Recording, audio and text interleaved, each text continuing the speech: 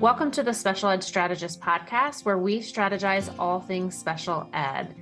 I am excited to have this conversation with you guys, to listen and seriously grab paper, some pens, coffee, whatever you need, sit back and get ready to absorb this information, coming together and collaborating, cooperating, compromising to come and find a beautiful consensus to better support the children that we serve. I am your host, Wendy Taylor. I am a mom and special educator. I have sat at both sides of that IEP table as a parent and a professional. And over the last 25 plus years, I have made it my passion and mission to help parents and professionals bridge learning gaps, access special education services, and build kick-butt IEPs. If you want more tips, show us some love on social at Learning Essentials. If you are new to our podcast, give us a download, a follow, a like, or a share. Let's get ready to strategize special education style. Welcome, welcome, welcome. I'm excited today. We are talking with Dr. Halpern, and she's going to introduce herself, but we're talking about social media, mental health, specifically with our teens, our kids, our vulnerable youth. And I hope everybody is listening up because this is a hot topic that parents and even professionals have a lot of questions and concerns about. So thank you for joining us and welcome. Thank you. Would you like to give us a little bit about who you are, what you do, and how you came to focus on social media and mental health? Sure. I'm Dr. Jacqueline Halpern. I'm the director of the SOAR program for psychotherapy and testing at Washington Behavioral Medicine Associates in Chevy Chase, Maryland. And so my days are a combination of therapy, of reading and supervising testing reports, of supervising my staff, and working with families. And just to tell you a little bit more about our practice, we're an integrated practice. We have psychiatry, we have therapy, we have testing. We are doing a lot all the time to help families. And that's really how I became an expert for social media. There was a need. It wasn't something that I knew a lot about not that long ago, but we started to get requests for articles. We started to hear from families that they were having concerns about their children's social media use, and it required me, therefore, to start learning and researching. Isn't that always the way, right? There's a need and you're like, all right, let's do this. I see this. And I'm sure parents are coming to you and you do excellent work of just a lot of questions and concerns. So let's jump into that world of social media. How does it relate to kids that are both neurotypical and neurodivergent? Or does it? I mean, is there a difference? Yeah, all kids are impacted by social media. That's actually a wonderful question. You know, it is so prevalent. It is very hard to get away from.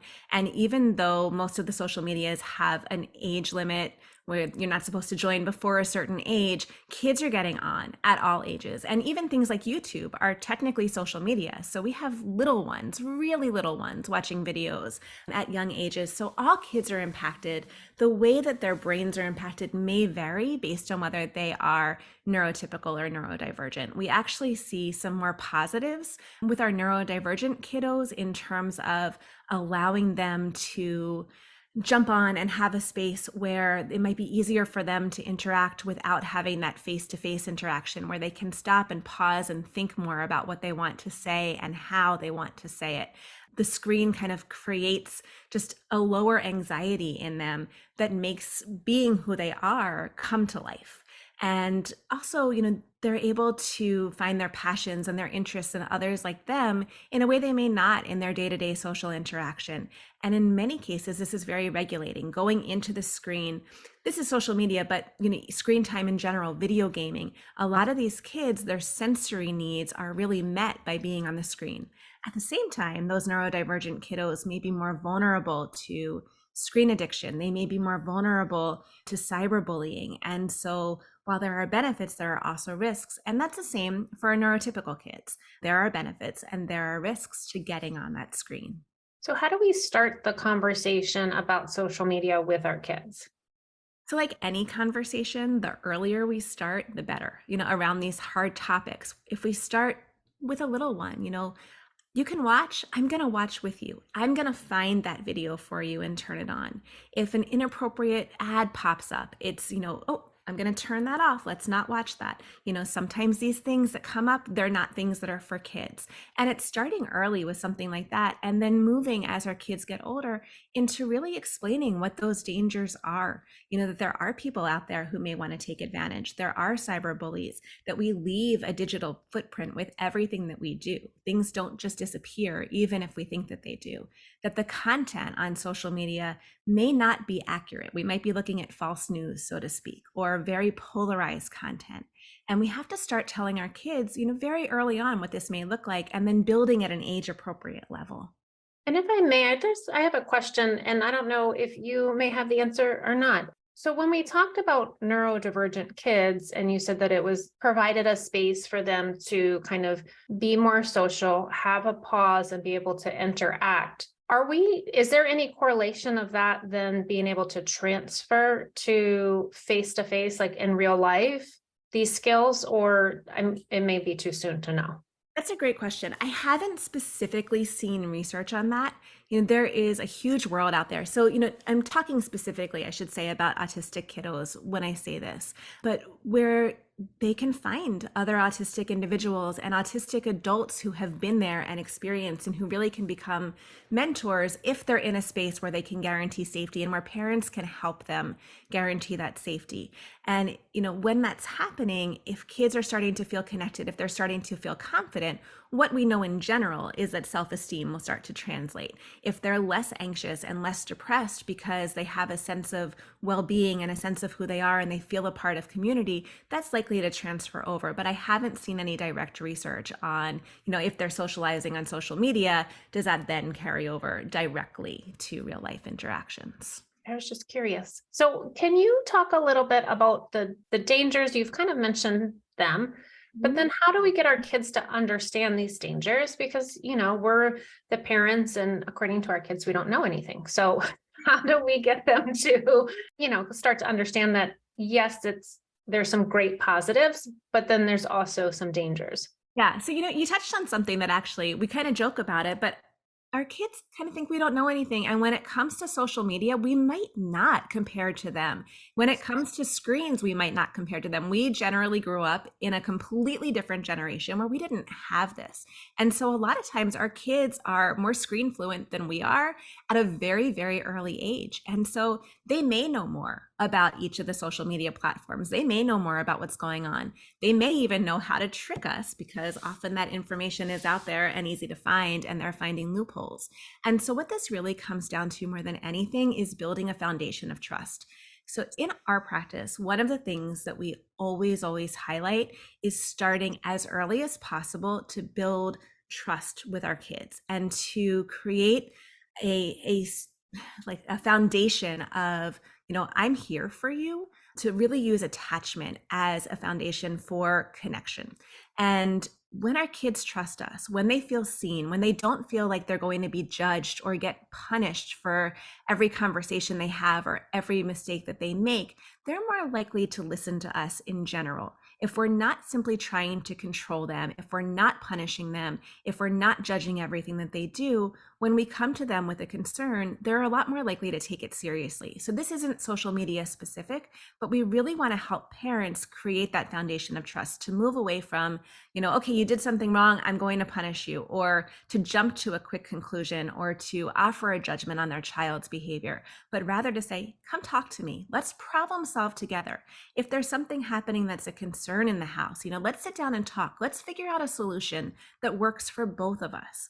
Helping parents learn to co-regulate when their kids are upset, rather than trying to talk them out of their feelings, be present for those emotions. When the kids are having a meltdown, and being able to be there and say, I've got you. When that foundation is there, that trust is built. And when that trust is built, these conversations can happen, and our kids are a lot more likely to take us seriously. That is beautiful. Thank you. So, and sometimes, I think just as a mom of three, it's sometimes best practice, and then it doesn't always go the way we want in a moment, but I like that co-regulation. More. And I think, when parents don't get it right, it's really important to recognize we don't have to be perfect. Whether we're talking about social media or anything else, we're going to mess up in these conversations. We are going to have moments where we're dysregulated, we're upset, we say the wrong thing to our kid. We are not expecting any parent to be perfect. I teach this and I am far from perfect, but it is about really going back and repairing and modeling for our kids, taking responsibility. Hey, I was upset. I said something that I regret. I don't want to hold to that, or I treated you in a way that isn't okay and I'm sorry, and really trying to repair in that moment. And along with that, we talk about the 5-to-1 rule. You make one mistake, try for 5 positive interactions. They don't need to be big, but you want those positives to outweigh the negatives. And being gentle on yourself, just like you would be on your child around mistakes, is a great way to model that it's okay for them to come to you because you are going to be thoughtful about it. Can we talk about, you had mentioned the commercials, Mhm. and we have zero control over that. Right. How do we choose what commercials or ads kids might see? What can we do in that situation? There's really very little. So it's trying to find, and if we're working with little kids, if we're showing our kids things on YouTube, using YouTube Kids generally is safer in terms of the ads that are going to pop up. Now, there may be ads for toys that you don't want to buy your kids, but you're less likely to see something violent or sexual. But even then, there's so many people posting. Things do get through the controls that they have set up and the filters that they have set up. So you have to be careful. There's no real way to control it. When kids are on, many of the social media platforms, there are all kinds of things popping up. And here's what we know. If you click on one thing, it is likely to give you more that is similar. And over time, the more time you spend, the more polarized, the more extreme, the more emotional that content is likely to become. That's what whistleblowers are saying, that the way that the algorithms, whatever those actually are, because we don't really understand them, and there are so many of them, whatever those algorithms are, the more time we spend, the more we see content that takes us further and further away from what our friends are posting and our friends are doing to what other people are doing, and to the most extreme, most polarized content. And that's what's so hard. And that's what we need to explain to our kids, that they might be engaging with something that is not accurate. And that's not necessarily, an ad may pop up. We don't want them to click on those ads. We want to encourage them to stay away, to end them as soon as possible. We want to be there as much as possible to steer them away from things that are inappropriate. But of course, particularly with our teens who have their own phones, or they have their friends' phones, even if they don't have their own, they're getting into things sometimes when we are not around and able to see it. Can we just talk about some of the benefits of social media? Because there's a lot of fear, but we've kind of hit a little bit on some benefits, but kind of as a whole, how do we highlight the positive? Yeah, there are actually a lot. And so what we want to start with is the idea that, the benefits are there for the kiddos who are mature enough to handle social media, whose parents are involved and engaged, or caregivers are involved and engaged and paying attention, who have the education and understanding about what might be happening on social media, and then who are using it responsibly. That means that it's balanced in their life. They're not only using social media, they're doing other things too. And when that's the case, there's a lot of good. It is an opportunity to connect with friends, particularly friends who maybe are far away, who they don't get to see day to day in person.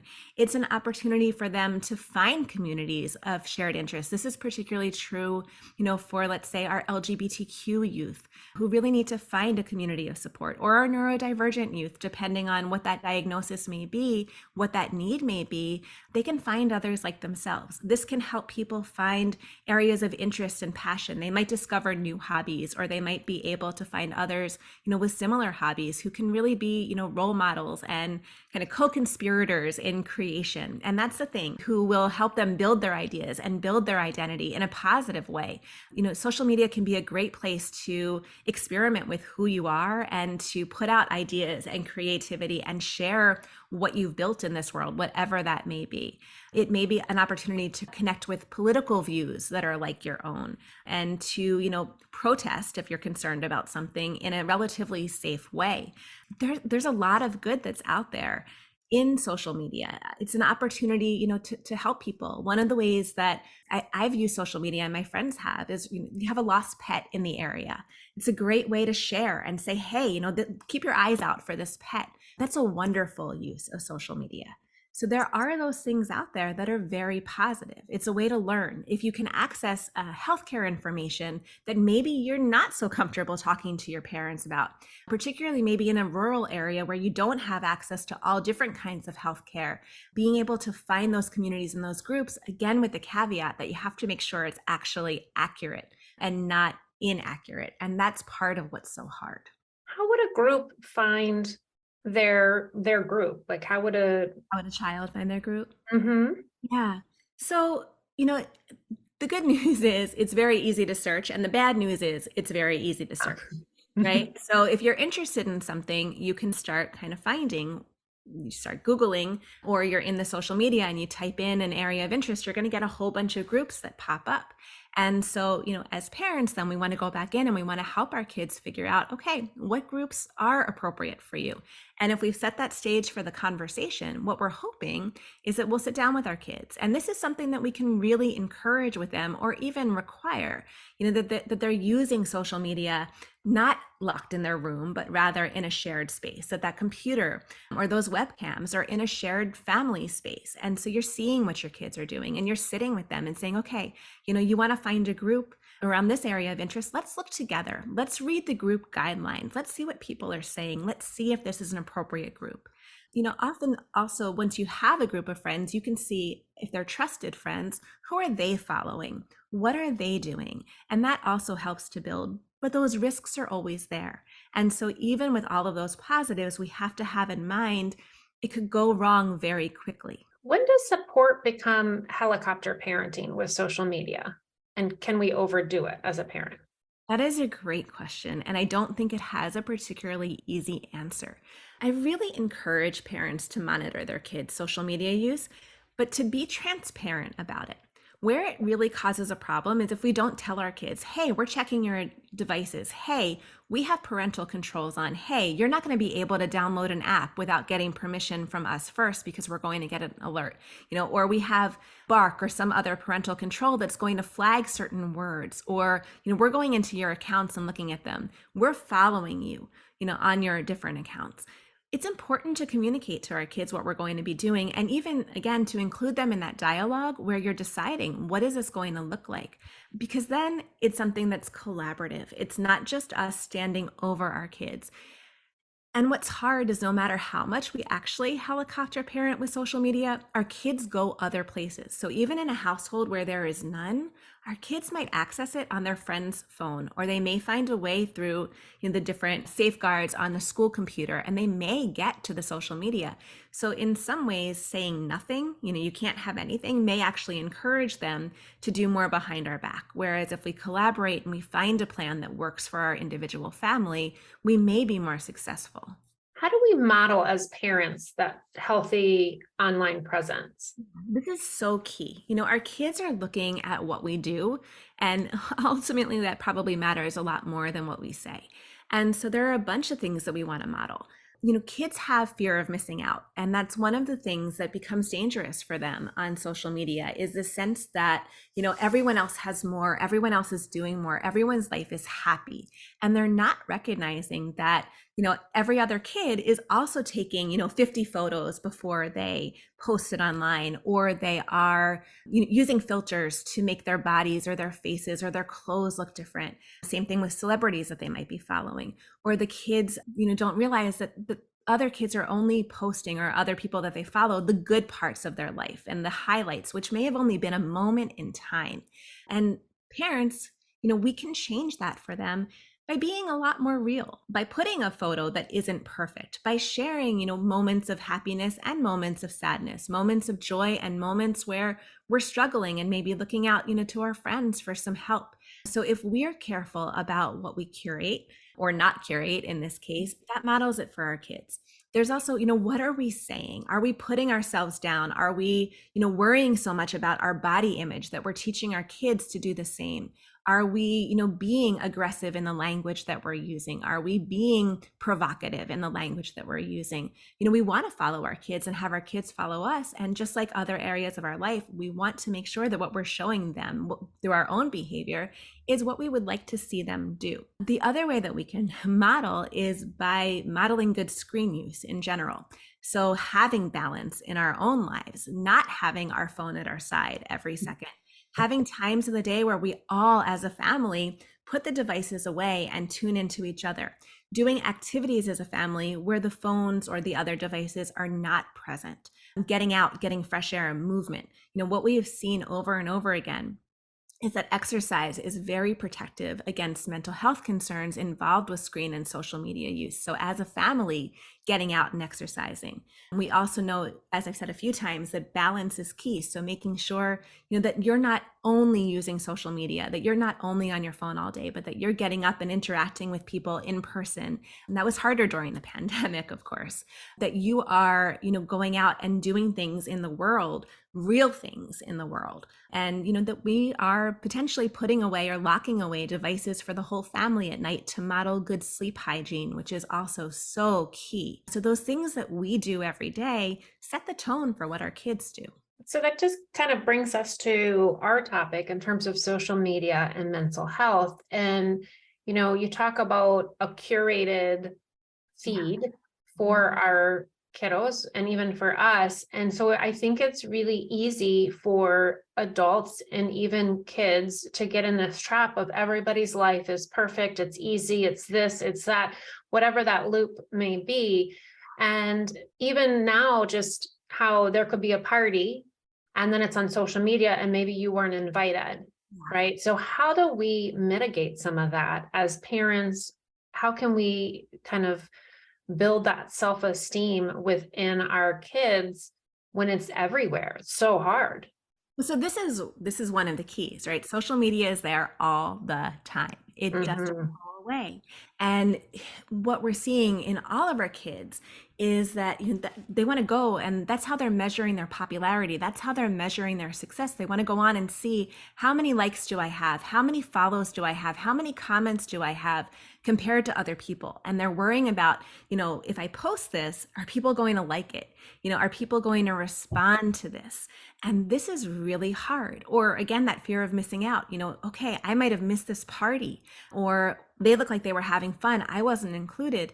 And this is a difference from when we were growing up. Those things might be happening, but it wasn't in our face all the time.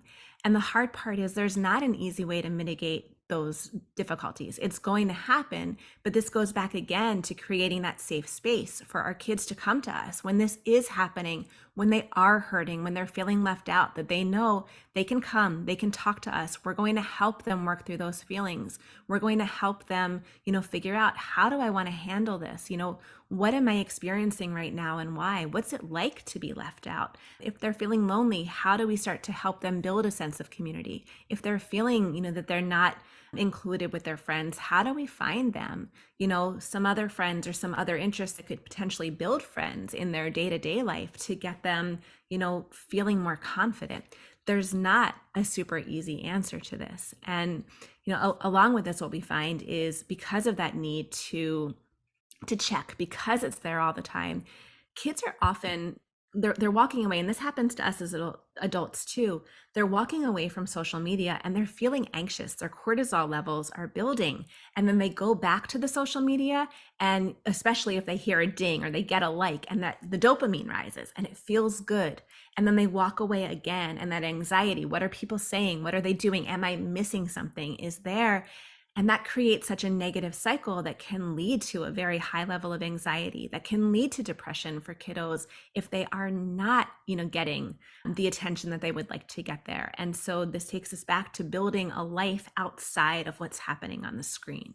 It's interesting you say that. So when I run carpool with my personal kids in the carpool, if it seems like if I automatically, everybody has a phone out and then the car is silent, and I'm always like, put your phones away, be human, talk to each other. And they're like, oh, Wendy, Miss Taylor, whatever they call me. But it's like, they know when they get in the car that I'm like, be human, talk to each other. Yeah, and it can be hard because, this is a different generation of kids who, I've heard kids talk about being on play dates basically, and they're sitting there and they're using their phones, sometimes actually to talk to each other while they're sitting next to each other. And, as parents, that's such a scary, troubling thing. And to them, it's just natural. And so, we're moving into a generation where phones are going to be a part of it. But we want to try to balance it again. We want to try to say, okay, your phones are going to be there. All right, now we're going to find a time. Maybe it's in the car, maybe it's not, because it's hard for you to be face to face if you're driving, but we're all going to put it down. We're going to talk to each other. We're going to do an activity together that doesn't involve a phone. We're going to play a game. We're going to tell a story. We're going to go out for ice cream. We're going to do something, and we're going to leave our phones behind. And honestly, that's hard for us, right? As parents, we find ourselves drawn to it too. And so this is where it goes back to, we want to set that tone as much as possible and make sure our kids understand what are those dangers by talking about it, making it a regular part of conversation, normalizing that, hey, there's great things and you love it, but there's also some concerns and we've got to come back to them, and you need to be aware to stay safe. What are some warning signs that a parent may notice when you talk about that negative cycle loop in terms of anxiety and then dopamine? How can we as parents notice it? And then what can we do to kind of, I think you're explaining this in terms of, not I think, I know we're having this conversation of what we can do to reduce that, but what are some warning signs? Yeah, so the warning signs, they're not necessarily unique to social media. They're warning signs of, mental health concern or distress in general. So we're looking for things like changes, right? Changes in eating, changes in sleeping, changes in friend group, changes in how a child is behaving, changes in how a child is dressing, changes for the negative in how they're doing in school. If we start to see decreasing grades, kids who are isolating more, wanting to spend more time in their room. And of course, many teenagers want that. So we have to look at it as a whole picture. Are they coming out? Are they engaging with the family?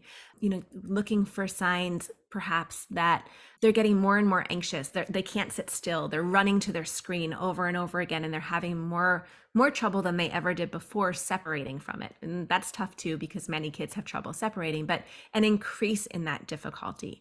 If we're seeing that they're withdrawing from real world interactions, that they're spending less time with friends that they would have wanted to spend time with before, or they're spending less time engaged in activities that they once loved, that would be a sign. With cyberbullying, which we haven't touched on much yet, the signs that we want to look for are all of those. And then also, if we see that our kids seem particularly nervous when they do get a text message or they get a ding on social media, if they look nervous, agitated, worried, if they are, finishing on the screen and walking away seeming very upset by something, if they're starting to feel nervous about going to school, or they're saying that they don't want to go, or more and more they're complaining about stomach aches or headaches or other things to stay home, these are generally signs. And obviously there are bigger ones like lying, cheating, drugs and alcohol use. These are the things where we know there's really, really a problem. But even those more subtle signs tell us something is going on. Maybe social media difficulties, may not be. And there's all kinds of social media difficulties. It could be something like the cyberbullying. It could also be, where we're seeing more of an addictive tendency where our kids can't get away from it. It could be that, they're having trouble concentrating on their schoolwork because they want to be on social media and they're feeling drawn back there, and then they can't get their work done. And so they're struggling because of the addictive quality and that desire to go back. Kids are often sneaking phones at night. And, so this is a sign that they're finding the phone that you've put away at night, or, you hear them, you're peeking in and they're awake and they're using their phone. That is a sign of not necessarily, that they're struggling with it in terms of feeling like they're suffering, but their sleep is suffering, which is negative for their well-being. And they may be starting to show signs that they're beginning to become addicted to it and can't really break away even at night. And that's why in some families, we really do recommend take all of the devices, put them away under lock and key at night, put them in a safe, because it's so crucial that kids sleep for their mental health and their well-being. Can you explain what cyberbullying is, or what it looks like, and how would we as parents or professionals cue in of some of that? So cyberbullying looks like the emotional bullying that we would see, in real life. It isn't going to be the physical bullying. It could happen at the same time at school, but cyberbullying could be anything from, leaving a child out, just consistently, treating them as if they are not present. It could be, putting negative comments on their feed. It could be criticizing them. It could be getting other kids to say negative things. This can happen in a text chain. It can also happen on any social media. And, often it could be one person or it could be a group of kids who get pulled into making another child feel left out, making another child feel badly about who they are, about what they're posting. And there are different levels of of what that may look like. It can be very subtle or it can be very extreme. The snubbing is, often very subtle. The kids might talk about feeling ghosted. That can be very subtle. It can take time to see, or it may be, much more aggressive, where the child is actually being actively belittled with negative comments. It can be as extreme as people telling them, go kill yourself. It can get really, really bad. And so what can we do to mitigate it? This goes back to, we want to be monitoring. We want to see what our kids are posting and how people are responding to it. We want to be following our kids. And again, we are not going to know for sure, do they have some other account somewhere that we can't see? So we want to be looking at the signs in real life too. Do they engage with us in the way that they always did? Are they themselves? Yes, there are developmental changes because they're getting older, but at their core, are they themselves? Are we starting to see those changes that we talked about before, where they're not eating, not sleeping, changing friends, changing clothes, seeming more anxious, not actually wanting to be on their phones, or seeming so connected to it that they just can't let go? These are the things that we would be looking for the most.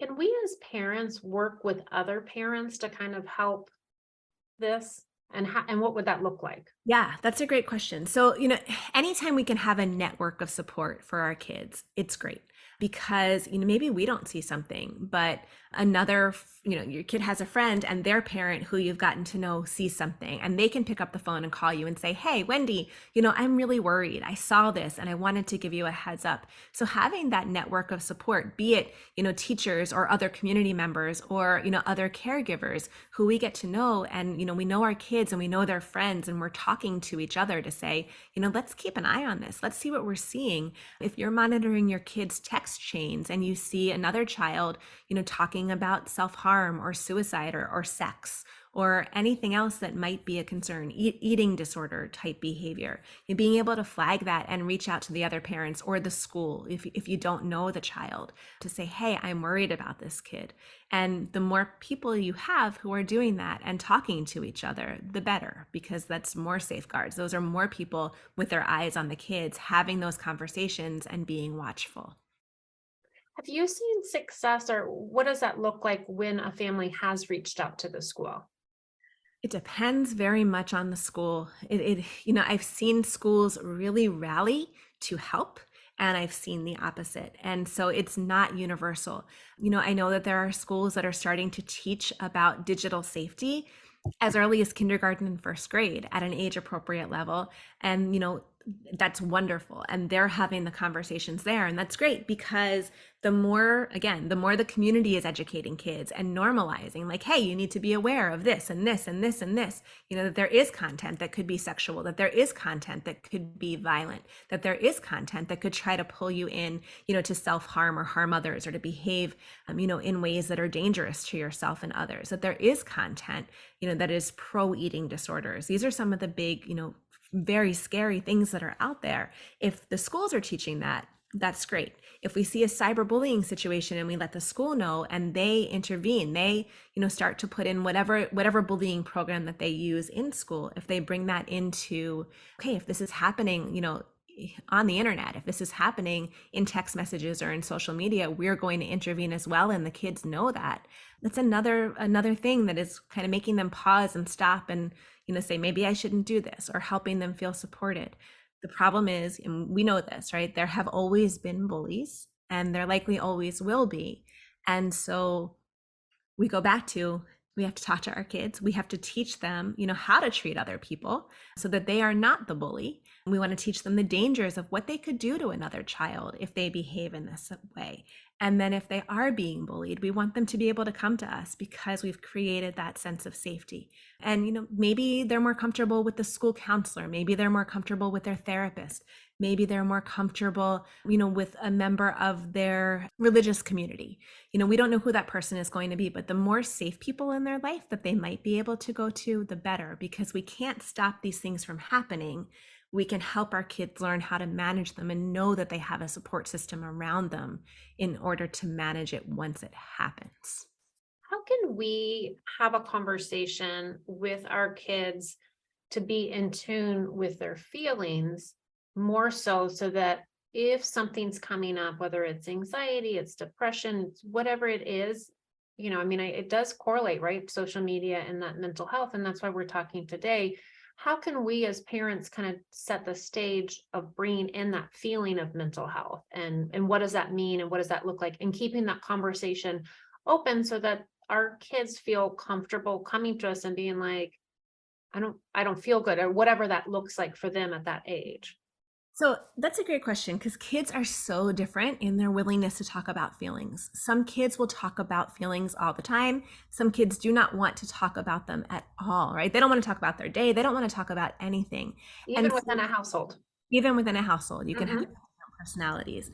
And so this is really about, again, that sense of safety. And so maybe you're coming together and you're not directly talking about feelings, but you're spending time doing something that is quality. Ideally, non-screen based child-led activities, no matter their age, right? What do they want to be doing with that time spent with you? We often are recommending every parent spend one-on-one time with their child or children every day. And that may only be 10 minutes. You have 3 kids, let's say, and you're a busy parent or caregiver, you might not have a lot of time, but you spend 10 minutes and you let them kind of lead what they're doing. They may not communicate with words, but they may communicate with play, or they may communicate, through their body language. You might pick up on, they just look exhausted. They're sulking, they're slumped over. You might start to notice they're not quite themselves, right? They're not engaging in the way they would. They're not, wanting to be present with me. They are, just seeming like they're down, or they're more revved up, they're more anxious. When we spend that time with them, even if they're not talking about feelings, which ideally they would, then they're showing us in some other way. If we want them to talk about feelings, we want to talk about ours, not overwhelmingly and not ever in a blaming way. We don't want to talk about like, you made me feel this way, but rather like normalizing mistakes are okay. Big feelings are okay. You are welcome in this house when you are sad, angry, happy, joyful, whatever that emotion may be. I'm going to be there. And that's what we go back to the co-regulation, right? We stay present. We don't send our kids necessarily for a timeout when they are acting up, but maybe more of what we call a time in. Okay, let's go to a place together in the house, or maybe you can't move them. I'm going to sit here and I'm going to be with you through this big emotion and show you I've got you, right? I am here when you are having a hard time, just like I am here when things are going well. And that may not necessarily be through a conversation, but through our calm presence. And that is so key, because when we're showing our kids time and time again, we're showing up for them and we're going to be there for any emotion or any experience. It allows that conversation or that modeling of nonverbal cues that is going to let us know something's wrong. How do we personalize our social media rules to fit the maturity levels of our kid, That is a or great plural kids? Yeah. Yeah, that is a great question, because, there is a lot of conversation right now. The Surgeon General said 13 is too young, right? Which is generally the age but that social media says, you have to be 13 to get an account. Now, of course, our kids are figuring out, oh, wait, I can just change my birthday. There's no checks and balances there. And, there's a lot of conversation on both sides about what would be good about more checks and balances, what would be bad about it. How can our kids kind of get around that? And kids are getting around it. But the reality is there's not a perfect age for social media. You have kids of all ages who have different levels of maturity, different developmental needs, different monitoring, different awareness that changes whether or not, they are ready for social media. There's not a perfect age to figure that out. It's not cut and dry. And what's so scary is sometimes we don't know for sure as parents. We think our child is mature enough and able to handle it. and they're not, or vice versa. We think that they can't, and they absolutely can. And so, it's often starting small. It's deciding, through your research. I mean, I recommend Common Sense Media is great because they actually go through on their website all of the different platforms and kind of what parents should know about them. So picking maybe one platform that your child's friends are on and that your child wants to use, and then using it with your child, helping them learn it, showing them kind of the ins and outs, what's safe, what's not, helping them look at the different content that's there, what are their friends posting, and as much as possible, using that social media with them early on. And it may be, that you have it not on their phones. Again, we don't know what they're doing on someone else's, but on yours or on a shared family computer where you're looking together. And that's how you begin. And you see, how does that go? Is my child able to use it responsibly? What are they searching? And then you slowly build from there. It may not be just kind of the deep dive into everything at once. How does that work with social media and brain development, like specifically with, say, communication or social skills, emotional skills? Yeah. Do you have some So real life examples of that? yeah, I can try to think of some. So, what we see is that, or what we know about brain development in kids is that the frontal lobe, which is the thinking part of the brain, the part that kind of controls everything else and helps us make good decisions and solve problems, develops far more slowly than the emotional center of the brain. So for our kids, for our teens, they are really guided by emotion, even more than adults are. And this is a big part of what makes social media use so challenging, is when you have this content that's out there that might be, really extreme, really polarized or inappropriate. Again, sexual, violent, pro-eating disorder content, self-harm or suicide content. Our kids may be swept in, right? You've probably been on social media. I know I have. And something pops up and you're like, oh my gosh, that is so gross and I cannot look away. Or, oh my gosh, that is so troubling. I can't believe what I'm seeing right now. And you can't look away. And that happens to our kids too. And if they click on that and they watch, then something even more extreme pops up and more extreme pops up. And what's hard is that emotion center of their brain rules everything, whether it's positive or negative. And they're going to be drawn to it, whether it's positive or negative. And they may not have developed enough, frontal lobe ability to say, wait a minute, stop. This is not what I want to see. Or hang on, this content, this doesn't look right. There's something wrong here. I'm not sure this is accurate. Or, oh, this content is too violent. I shouldn't be watching. This is going to disturb me. Or, well, these people, they're seeming to be kind and gentle and they're pulling me in, but they want me to start starving myself, or they want me to hurt myself, or they're encouraging me to be aggressive. And kids are also by nature, for the same reason in brain development, more impulsive. They're more likely to act based on, in a moment, like, hey, oh, that sounds like fun, or, oh, my friends or this person is encouraging me to engage in this behavior, and they'll think I'm really cool if I do this very risky thing that puts me or someone else, at risk, and they're not stopping to think about those very real consequences. So they're putting themselves in danger. They might be putting others in danger. They may not realize until much later that the content that they're looking at is encouraging them to eat in ways that are damaging to their body, or helping or causing them to feel worse about their body image, or to to self-harm, or to start to push away friends that they care about, that they're maybe being encouraged to bully or belittle others because they get swept up in sort of that need to please peers, particularly popular peers, or others who they come across who they kind of look at and they're like, wow, you seem really cool. I want to make you happy. I want to do what you're doing. And because of how their brains are developing, they're not necessarily stopping to think about those consequences. What are some tips that you could give? I'm going to start with professionals first to kind of improve that sense of a village that we can create to support mental health as it aligns with social media or online activities. So I think mental health professionals, tutors, anybody working with kids, right? Executive functioning coaches, teachers, Again, we go back to caregivers, but really anybody in the community who's working with kids to actually have these conversations, to talk about it. Kids are on social media. They often do want to talk about it. And so, anywhere and everywhere that they're hearing the messages of, hey, there's good stuff and there's also danger, the better. And all of those people really looking for those signs that the kid is having a hard time. We have seen that as much as kids don't want to step away, when they finally do, a lot of them feel less anxious.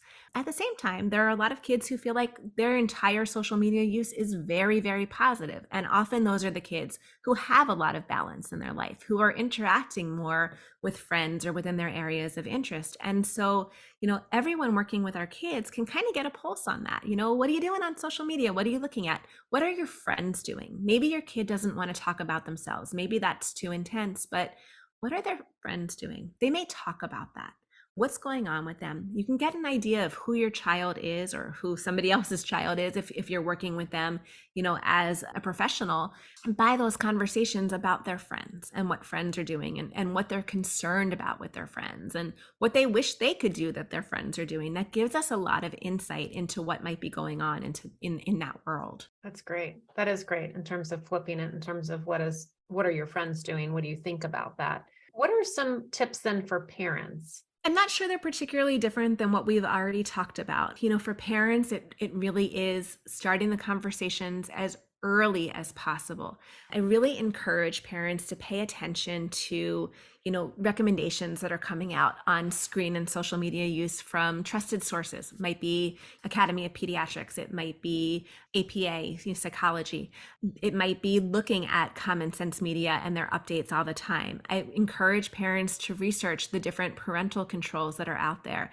I encourage parents to also learn about, what are the ways that kids are getting around the parental controls, because part of what kids are finding are these other apps that hide the social media apps on their phone, or they can go on and they can actually learn, how do I short circuit, these different regulations on my phone or on social media. And so parents need to know about these things, and it's always changing. It's not concrete. It's not like you learn once and then you're done. You have to always be paying attention to what's happening with social media. What are, the trendy apps? It used to be Facebook, now not so much. Kids are on TikTok, kids are on Instagram, kids are on Snapchat. It is different. What are those recommended ages? And then does that actually work with my child's developmental needs and how much I can monitor them? What are the current trends in terms of, what are kids getting in trouble for? You can find a lot of information about like the newest challenge that's coming up for our kids. It might be, most recently I read kids were being taught how to steal Kia cars. And, there was a challenge not that long ago about vandalizing schools. And then of course there are more dangerous challenges than that. So what are those trends? What's out there? Parents should be reading and learning, and community members should be reading and learning and trying to stay as up on this as possible. And that's actually really hard to do because there is so much out there and the landscape changes so quickly. And that's where, again, as a community, we can help each other. Maybe if you have a group of parents or caregivers who are friends, being able to say, I'm going to monitor this, I'm going to monitor this, and I'm going to monitor this, and let's talk. That may be a way to do it. As we kind of wind down, what did I not know enough to ask that I should have asked? Oh, that's a good question. Let me think about that for a minute. I think understanding just the full scope of this, that there are, and you touched on it all, but that there are really positive aspects of social media and there are really negative aspects of social media. And the reality is it is not going away. And so we have to learn to live in the world that has both those pros and those cons, and just continuing to be very aware and talk to our kids. I've said it over and over and over again, but that tends to be the bottom line, is talking to your kids, creating that safe space for your kids. I think that nothing is foolproof. We have to remember that we might be doing everything right and our kids may still run into trouble. No matter how much we're doing to try to protect them, they might run into trouble. And so that's a really scary, hard thing as parents. We want to recognize that the research is still very new. And so it doesn't all agree with each other. There's some research that says kids who spend more time on social media are more likely to be anxious and depressed. And then research says, well, it's actually the anxious and depressed kids who are spending that time. They were already anxious and depressed, and this is giving them an outlet. There's research about why social media might be addicting, and that there may be changes to the brain that happen by spending a lot of time on social media. And then other research that says it's not actually so much about the time, it's about the quality of the use. And if they're using it in a way that suggests addiction, that is when we start to see those brain changes and those problems. Whereas the kids who are spending time but using it in a balanced way in their life, they're okay. As I mentioned before, that things like exercise and time spent in other activities is very protective for these mental health concerns. And potentially being aware, there's some research that says, it's minority kids who are most at risk. And that could be girls, that could be ADHDers, because they tend to be by nature a little bit more impulsive. Our autistic kiddos who may be more vulnerable. LGBTQ youth may be more at risk. Black and brown kids may be more at risk. Kids who have come from a background of lower socioeconomic status may be more at risk. And just being aware, but there's no one who is not potentially at risk. Our boys, the research says that they may be more at risk for aggression, while girls are more at risk for self-esteem issues and eating disorders. And yet boys also, there's a lot out there on bigorexia, having to become more and more muscular. And so it can be a challenge for everyone. And we just want to try to be as aware as possible as parents so that we can help our kids navigate this very new landscape that was not there when we were children. I think we just hit the tip of the iceberg in this conversation. But I would say definitely being aware and being comfortable with having those conversations with your own kids. And then for our kids that may not have that network within their family as professionals, whether it's in a school or outside of the school, having that awareness so that we can help do our part to guide our youth is incredibly important. Incredibly, yes. It takes the whole community. It would be great if we could rely on the social media companies to figure this out and to keep things safe for our kids. And, I would absolutely encourage them. I don't think that any individual involved in social media wants to hurt our kids. And yet collectively, that's a lot of what's happening. This content is being created knowing the kids are going to be drawn to it, because social media, they're businesses, right? They want to draw people in. They want users. They want people to come back. And they're not necessarily caring what age they are or thinking about what age they are. And that content is there and they know it, even if any individual would say, I don't want to hurt a child. Of course not. And so as much as we want to rely on social media to fix the problem, and we can fight and we can encourage and we can legislate, we have to look at the community as a whole. It's everybody's job to talk to our kids, to make our kids safe, to put those safeguards in place, to help our kids find balance in their lives. It's not any one person who can do this. It is everyone working together. How do folks find you? They can find us on our website, which is wbma.cc. A little bit of a different website. That's a great way to learn about me and our practice and what we are doing. And we'll also have that in the show notes. So such a pleasure. Thank you for taking your time out of the day. And I hope this touches on folks that they can start to bring awareness and have a better conversation to support our kids as they're going and navigating a time that we as adults didn't necessarily have to navigate. Thank you, Wendy. You bet. Thank you. Thank you again for strategizing with us and spending your precious time listening. If you've loved what you've heard, give us a like and a follow at Learning Essentials. Looking for free tips? Head over to learningessentialsedu.com and you can download free tips to prepare for an IEP meeting, plus bonus questions to ask. I am your host, Wendy Taylor. If you need more special education support, visit Learning Essentials, where we provide an individualized and systematic approach to supporting students with various learning needs and differences through academic coaching, educational therapy, and Brain Camp, our executive function support model. If you are a parent, I've got you covered. Head on over to learningessentialsedu.com and I can walk you through that IEP journey.